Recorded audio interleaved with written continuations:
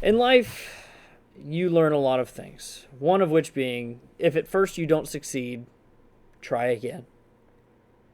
And that is A good. unfortunately not the lesson that was learned with, you know, Winnie the Pooh, Blood and Honey, a kind of culty hit of public domain gone horror.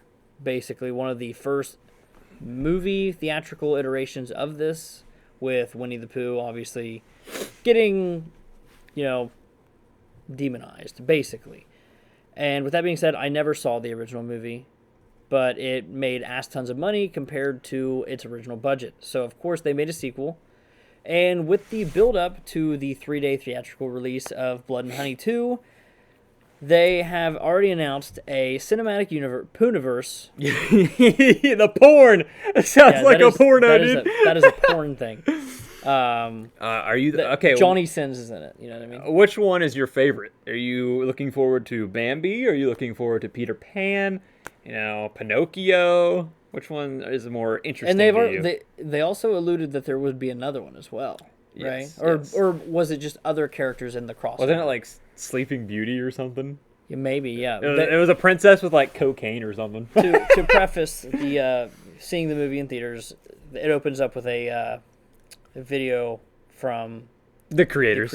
Yeah. Yes, And they like talk to you. One of which being the person who acts for Christopher Robin in the movie. They seem like really cool guys, actually. Yeah, they seem like they kind of know what exactly they're doing. Yeah, which is fun because like they're talking like what was it? Tinkerbell is going to be in the Peter Pan movie, but instead of fairy dust or pixie dust or whatever, it's heroin. Yeah, or cocaine. Maybe cocaine. I thought it was heroin. I thought it was heroin because I was like, why wouldn't they just do cocaine? I don't that know. was what stuck with me. Nonetheless, maybe it is cocaine. they know like the type of movies they're making, and they know the audience they have. They're like, listen, we're making cheesy, stupid horror films, and it's like, and they're even like, listen, Marvel Universe had a cool idea, having this thing. They're like, why not, Yeah. So, I commend them. Especially, I watched the first movie, so this is gonna be fun because this guy just watched this one. I watched the first one. Yeah. So, slap some honey on yourself. Put some sandwiches in between you, and let's get into it because this movie actually had a budget. This movie did in fact have a budget. Listen, I'm just gonna say, they pulled honestly, it's a good thing they did this because they're a meta slasher now. They're like Scream with Stab. Yeah. The first movie isn't canon; it is a movie within the movie now. So instead of the first movie being the like groundbreaking thing turned into a movie in the sequel like Scream was, this one was the first movie was a quote-unquote movie of the universe of what happened, and then the second one is just after Christopher Robin went through his massacre incident, which the way I understand it was probably the smartest way they could have both disregarded the last movie while also regarding it as like, well, it's mostly correct but not really. Yeah, it's like a entirely. cheesy adaptation of what happened. Yeah, so like they've found a way to almost reground the story in a way or two. And good call. I know you haven't seen the first movie. I haven't seen the first one. But the second one is 10 out of 10 compared to the first one. The first one is so bad. I need you to watch it someday. I will have to at some point. It's so bad, dude. Like, even the looks. Like, in this movie, like, Pooh and all them, they look, like, visually kind of spoopy. They kind of look scary. Yeah. That was like my biggest that and maybe the gore itself. Like the visual effects in this movie were pretty good until it became like CG. And even still, it was all right. I mean, even with it did a good job masking some of it. It went back and forth. There were certain times where it would use CG, and then like the next kill later, it'd go back to just like effects. Oh no, I wasn't even talking about the kills. I just meant like say the crow flying, or the girl on fire. The very opening scene of the movie. Shh, it's fine. Does anyone even care about spoilers for this? We won't. Not. We won't tread spoilers, but if one slip out, who cares? It's Winnie the Pooh. I honestly though. If you're seeing this, you've missed the shot to see it in theaters anyway, so you're going to have to wait for home video, which is probably soon. Probably. Yep.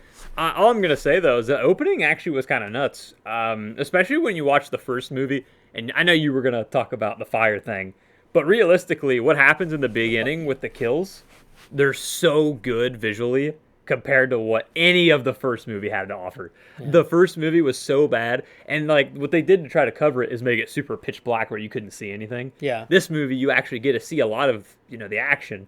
And It's very visceral. this guy looked away from the screen quite a few times. Like, Yeah, I don't do well with like the gory type, torture porn type stuff. I don't do well with that for the most part. But this movie does a good job of it's got that perfect sound effect that goes along with, say, a bone snapping or blood gushing. They do a really good job in that sense, and a lot of it's practical. So like it looks, if not good enough for how fast a lot of the scenes actually take place. Like it doesn't linger on any visual for too long. So no, not really. You don't really get time to, kind of sit and pick anything apart. So I mean, it could be actually bad, but it looked fine. And visually speaking, I thought this movie did good. I did think it was still a little too dark sometimes. Yeah, it did. I was gonna say, but that was the whole movie, like the first time. Yeah. So this time, there's a lot of light scenes. There's a lot in the day. There's a lot of scenes where, again, you've seen it in the trailer. The rave scene is the best scene in the freaking movie. The rave scene, you get boobs for days, and you get cool kill scenes. Like, listen, what else can you ask for? And I'm gonna be real with you. This guy he fell asleep a few times. Okay. He took a few naps. And I just want to shout out there that Couple scenes went on a little long. When I got to the rave scene, it immediately shows like boobs and stuff. He just goes, "I'm awake now." I was just waiting for the Five Nights at Freddy's kid to be in the back of us going, "Yeah." Yeah. Yeah. No. This movie actually had a plot. There's actually stuff in here that actually you kind of want to follow along with. I'll be honest with you. I thought it was a little overcomplicated. Overly complicated for what it needed to be. I guess. I was going to say, it's not overly complicated where you don't understand it. Actually, though, they did kind of pull a Five Nights at Freddy's. They really did. Yeah, they really did. Like, the movie specifically. Yeah. The plot definitely follows it a lot in certain ways. But I kind of like that, because the first movie was, like I said, I keep bringing the first movie, but, it's so jarring how different they are in, like, quality. The first movie is Christopher Robin has, like, his girlfriend/wife, and he's like, "Hey, I need to show you my buddies." And they kill her, kidnap him, and then, like, these girls are like, "Let's go party at this thing in the woods." Yeah. And then Pooh and Piglet are the only characters in that movie, and they, do their thing, whatever. This movie, there's actually a plot of, like, Christopher Robin having, like, a brother that got lost. Were they the only characters because they were the only ones that were currently in public domain at the time? I couldn't. Or were they just the only ones Couldn't fact check that. Yeah, gotcha. But this one actually has a plot with him and a lost brother, and I won't go into detail of what unfolds. But he has a lost brother that got like kidnapped when they were kids. Yeah, so it's basically Five Nights at Freddy's. But things happen, whatever, and then you have his group of friends, and that's basically what's going on. You have that's a good plot setup. One of the big things is like Christopher Robin is like seen as the killer. Because, people don't believe him. Yeah. And then there's some, back and forth there, and it gets real cool. And then you have the people that do believe him that are going to try to hunt and kill the creatures, which in this movie you have the owl and you have Tigger. So you have Pooh and Piglet and then Owl and Tigger. You have those four. And then, that's basically the summing of the synopsis of the plot anyway. That's pretty good. But, my number one thing walking away, lighting was a little hit or miss. CGI, when it was there, I think was usually masked pretty well. Like, say, for instance, it would zoom in on something in the foreground. That way, whatever the CGI thing was in the background was kind of masked. You didn't see it as well. It was out of focus. But visually, otherwise, it commits to everything perfectly. It's crunchy. It's everything you'd want this kind of horror movie to be. Yeah. And in that sense, I think this movie absolutely succeeds. Exactly. Where, like I said, I think the plot loses me just a little bit. Not because I fell asleep, but legitimately because I think there was some lazy aspects. When I think of, let's say, the janitor. The janitor? Now it like... Oh, gotcha. Well, don't do that. Sorry. Yeah, I need a host. I was making it. Never mind. It's fine. Never mind. Must have been asleep. No, I wasn't asleep for that part, okay? That's actually the part I was getting to. Gotcha. Yeah. Well, not specifically that part. The part leading up to it, where it was supposed to be some big mystery, and then it was like, oh, it's just this guy who looked in a window. Anyway, Yeah. wasn't a big fan of that. This movie has a hard time of handling reveals or suspense. This movie, pretty much off the bat, expects you to know who and what these characters are, and it's probably all because we're coming from the perspective of a character who's already interacted with them. Mm-hmm. So, with that being said, I think the movie suffers from the Christopher Robin perspective. I think it could have very easily been taken on the role by his like girlfriend thing. Yeah, but I feel like, Christopher Robin does. I feel like his friends and like the other like town members and stuff are the ones that kind of bring that light of like, we don't know what these things are. And like that's supposed to be like our intake. Fair. As Christopher Robin's supposed to be a guy who already had the experience. Like he grew up with them. That's and fair. then what happens and That's all fair. that. I feel like I understand what you're saying. I guess what I'm saying is this movie is shocking, like gore and everything like that, and I looked away, but I was never scared in this movie. Oh no. Yeah, No. so Their designs are a lot spookier than, previous. But yeah, if I they're walked not. into Winnie the Pooh in like the woods, yeah, I'm done for. I'm done. I'm just gonna piss myself. Who was your favorite in this movie out of the creatures? Like makeup and like face stuff, definitely Winnie the Pooh actually. But when it came to like movement and overall character design, Tigger. Like Yeah. that tail moving, something about the way the tail moved just looked really good. His And, personality, dude. and yeah, the personality was pretty good as well. They kind of ripped it off of Freddy Krueger. He kind of just says Freddy Tigger. "bill" a lot. Yeah. But yeah, he's basically Freddy Krueger, and then They ripped off Rick and Morty. the Scary Terry. Yeah. And then the owl is he looks a lot like Jeepers Creepers to me. The Jeepers Creepers creature. When he's flying, yeah. Yeah, like I say, Yeah. he looks a lot like him too. But You definitely see the influences in this movie. and then Winnie the Pooh and Piglet are just completely different from what they look like in the previous movie, and it's for the better. Winnie the Pooh looks Upgrade. Yeah, like I say, Winnie the Pooh looks awesome.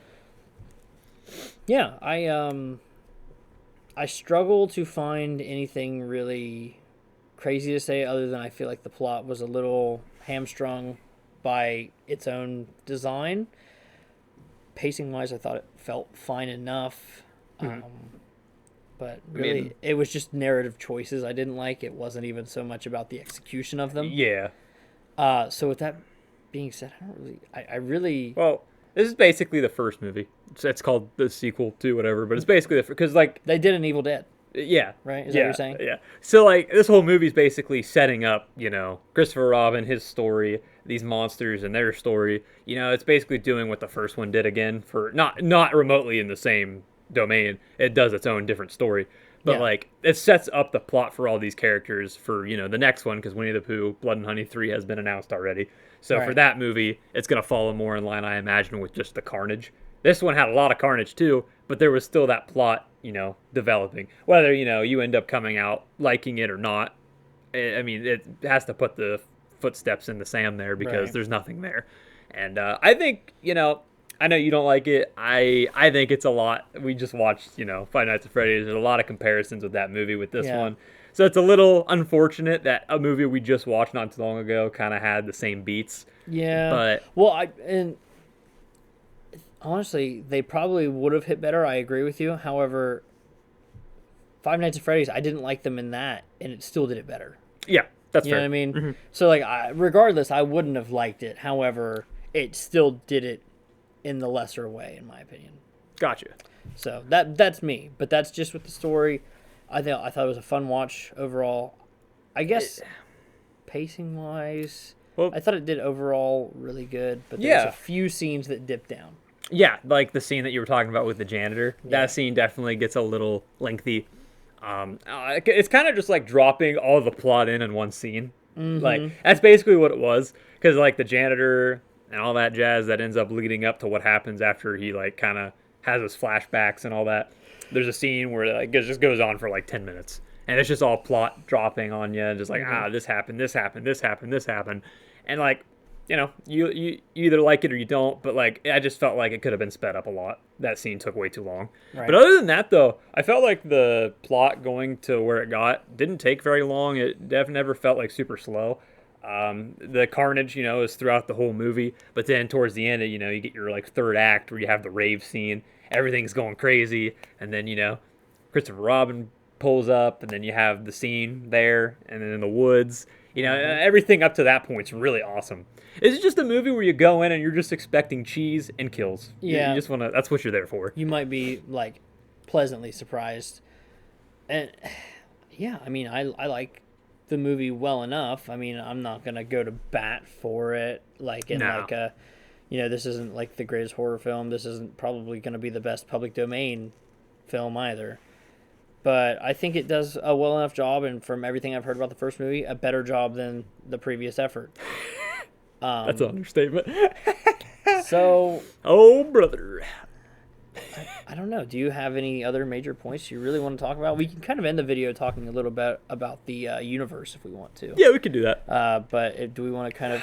I feel like we should go final verdict because go ahead and do it. Yeah, I just don't feel like, without talking about specific kills or anything like that, I feel like, I mean, even a plot synopsis is more than I knew going into it. So, I mean, like, I think that covers it pretty well. I think we've done. It's really hard to like justice. talk about a lot of it without getting into the spoilery of the kills because the movie is just so simple, which ruins it. You don't would ruin the experience. Yeah, exactly. You should go watch it, especially if you hated the first one. You're not gonna go watch it. You're gonna rent it from now on. Yeah, you're right. But I really hope that the next one and all these other movies they have, I know they're indie movie creators, but it would be really cool to see it be in for like a week or 2 weeks or so. I understand, the budget and money they have, they can't do that. Well, the last one, was it for a day? Yeah, it was a day. This one's 3. I can see it being a week. Yeah, I was going to say that this movie is definitely worth a watch, especially, again, if you hated the first one, because I thought the first one, I watched it, and I wanted it to be funny bad, but it was just bad.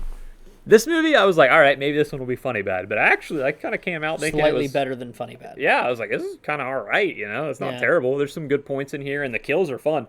And, he looked away from some of them. The kills get kind of brutal.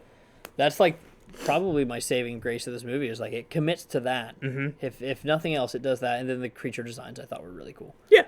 I was going to say, with that in mind, the woods, atmosphere I like a lot. The whole just, like, and they, like, kind of torch a lot of areas, and it gets into detail as to why and what's going on there, but there's a lot of areas in the woods where it's just like dead trees and there's not like life anymore, and it's really cool because you see all these empty woods and people are just like looking around, and then you just hear creaks and cracks and they just like menacingly pop up. There are a few times where I remember being like, what was that? Like one of the ones with like the owl, like they're like looking, and then like maybe it was the binoculars part, where he's looking through the binoculars, and then it just shows like him just go like, and like cut away. It was so jarring.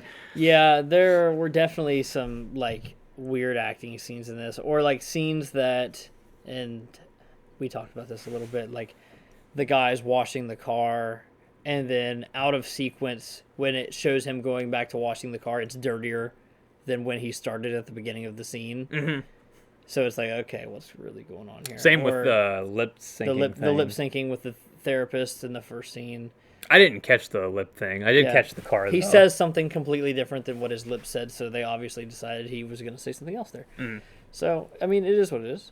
No, it's fun, though, because, like I said, you're here for the fun kills. You're just here to see some Winnie the Pooh characters get bloody. You got it. It's a stupid concept. Yeah, sure. But honestly, after watching this, I actually kind of like it. I'm really excited to see this universe. The creatures are really awesome. The ending, they, whether, they die or not die, they find a way to bring said things back if they do go away or whatever. There's a way. There's always a way. If there's a will, there's a way when it comes to this shit. And, the final, like, scene that you see is really cool. Like, after the credits, you see the final scene, and then you see some cool stuff going on. I like the way it ends. And the creatures are all awesome. They all have different personalities, in a way.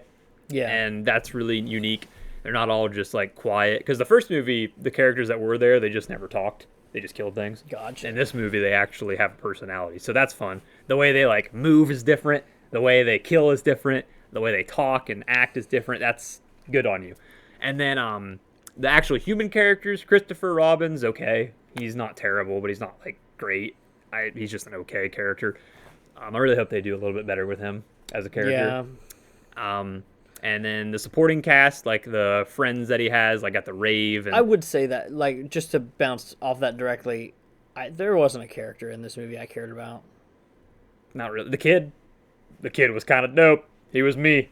He was me when I was a kid, dude. Yeah. What are you trying to say? You put me in charge of you, you're going. Yeah, we got good kills. You got some boobs in here. Top tier movie. That's what you're here for. I was waiting because, it took a little bit longer than I thought for it to start showing that stuff. I was like, are they actually going to not put that in here? But they threw it in there. I said, I'm going to sleep. You woke up, he said. Hello? I'm going to give it probably a 7. I'm going to give it a solid 7. I would never go higher than a 7. It is never going to be top tier, like horror-esque movies, but it's definitely worth a watch. If I had to rate the first one, since, we probably won't ever watch it for a podcast, first one, probably a 2. The first one is that bad. That the only good thing about that movie was the hot tub scene. That girl was fine. Your turn. My opinions are my opinions. Yeah, we haven't had that in a long time. And I feel like I've made them quite clear. And with that being said, I'm going to go with a generous 6. I could be talked into a 5.5. That's fair. And I think that's where I was before. I was like, you know what? I think what actually worked in this movie worked well enough to make up for a lot of the quirks. Mm-hmm. So I think I could persuade you with a 7 if you watch the first one. If you've seen how well they improved. No, I don't think you can. I don't know. I went into this I think movie. you could convince me with the first one to make it a 0, but not to make this one any better. I guess that's fair. I don't know. I just expected a sequel to the original one, and this one just blew it out of the water compared to what the original was. That's fair. For me, it's a 7. Later down the line, I might be like, it's a 6. But right now, I'm fixed on a 7. That's fair enough. But the universe. Listen, I almost wonder, do we want to make this a whole, like, cast? If we have, like, a time to, like, I think we could. Like, there's a lot to, like, we could, like, learn a little bit more about, like, the different stories that it'd be pulling from. Mm-hmm. And, like, we could almost do a little bit of theory crafting as well as everything. I think we could make this into its own topic. I got to thinking about that just to kind of keep this short for people that want the review. Well, look out for Winnie the Pooh 3 because that is confirmed, and in that movie, we will be one of the rave characters. Yeah, we're for sure gonna be in that movie. The credits just says rave, raver. Yep.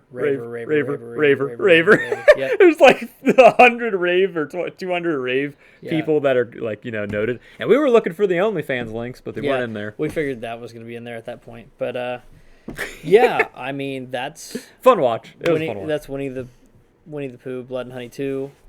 Rhyme. And with that being said, this is the Popcorn Podcast. And make sure to Pullman and Draven. Make sure to consume honey because it's got some supernatural powers. Yeah. Thanks for watching. Peace.